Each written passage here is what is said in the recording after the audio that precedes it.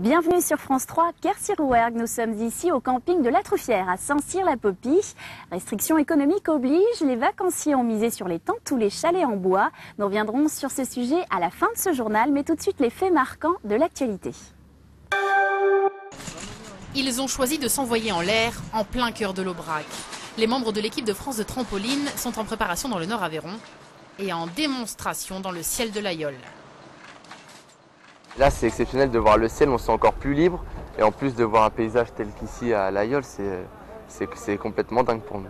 C'est très chouette, nous on vient juste d'arriver ici à l'Aïole et très sympa comme spectacle.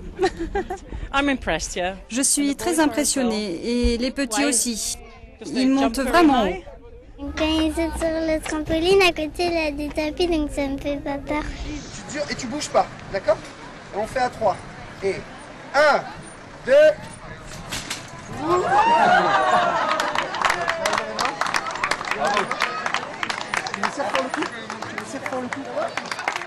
Regarde la caméra, c'est bien.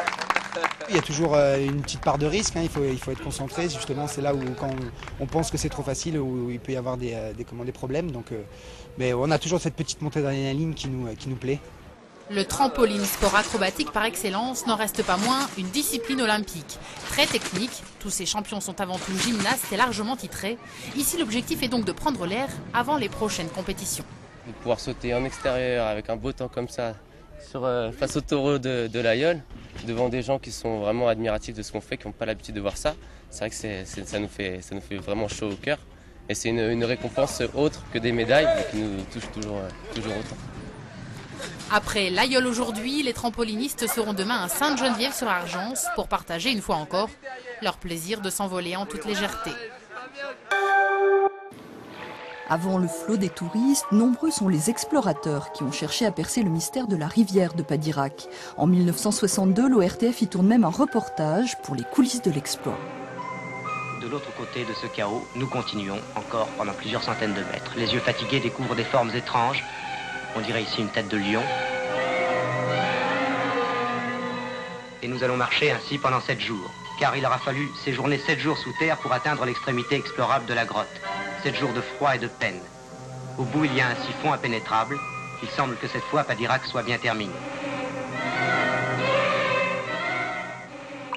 Pour les touristes, l'aventure commence dès 1899. Mais c'est dans les années 20, avec l'essor de la Société des chemins de fer d'Orléans, les affiches placardées dans tout le sud parisien, que Padirac entre au panthéon du patrimoine touristique national. On arrive à la gare de Rocamadour, il faut bien faire les 15 km qui nous séparent de Rocamadour. Donc tout s'organise, fiacres, calèches, chevaux, tout ça est en bas de la gare et il faut partir par ses propres moyens sur les chemins. Voilà. Et puis après les premières voitures, le début du tourisme, c'est quand même un tourisme un petit peu chic. Hein, c'est la bourgeoisie qui commence à se déplacer et qui elle a les moyens d'aller voir tel ou tel lieu un peu magique. Depuis, l'accès au gouffre s'est démocratisé. De génération en génération, on vient visiter le site que son père, son grand-père, a lui-même visité dans son enfance. Retour à Saint-Cyr-la-Popie. Le camping, c'est la tendance de l'été dans le Lot. Le bilan touristique pour le mois de juillet est au beau fixe. De quoi redonner le sourire aux professionnels de l'hôtellerie de plein air. Donc vous restez avec nous jusqu'au 14 août. Vous avez l'emplacement 75. On va voir si la place est libre. Hein. Ça se bouscule à la réception. Ce camping lotois affiche complet. Le cru été 2009 est plutôt bon, avec une hausse de 300 nuitées par rapport à l'an dernier. Ici, les emplacements sont pris d'assaut, une tendance qui se généralise dans les 100 campings du département. On a refusé beaucoup de monde, je dirais entre le 1er et le 15 août dans les locations. Alors c'est vrai pour ici, pour la Truffière, mais c'est vrai aussi pour les collègues, je pense, hein, puisqu'on a renvoyé, on sait très bien qu'il n'y avait plus de disponibilité. Actuellement, on connaît les difficultés économiques, malheureusement, et je pense que les touristes découvrent peut-être un petit peu nos pays qui sont la France intérieure, la France profonde en définitive, et reviennent vers nous, puisque nous avons beaucoup d'autochtones, beaucoup de Français, des gens qui sont de la région, qui sont partis un petit peu moins loin, des Français. Et au niveau alors des étrangers, ce sont surtout des Hollandais et des Belges. La crise profite donc aux professionnels de l'hôtellerie de plein air.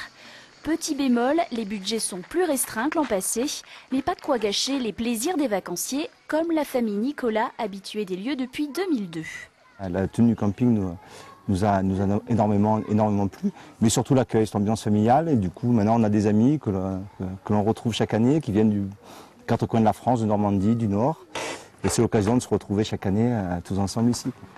Entre la corvée vaisselle et une séance d'aquagym, les touristes redécouvrent les joies du camping.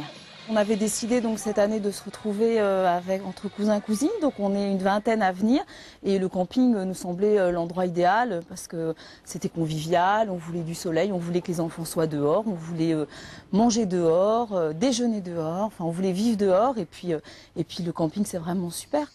Le camping, la formule idéale pour se ressourcer dans le Lot, le temps d'un été bercé au chant des cigales. C'est la fin de cette édition, merci de votre fidélité. Tout de suite, votre météo locale. Très belle soirée à tous sur France 3.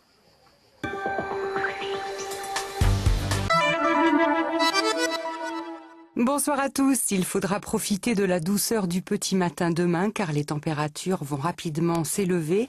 Le soleil sera généreux en toute zone et le vent restera faible et de direction variable.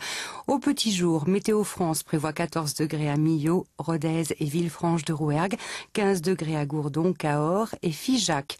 L'après-midi, le soleil régnera en maître et la chaleur sera parfois étouffante dans les fonds de vallée malgré les petites brises locales. Le thermomètre indiquera des températures comprises entre 33 degrés à Rodez et 35 degrés à Villefranche de Rouergue. Des pointes à 36 ou 37 degrés sont cependant possibles. Demain, mercredi 5 août, nous fêterons Abel et nous perdrons 2 minutes de lumière. Le soleil se couchera à 21h13 précise. Très belle soirée à tous et à demain.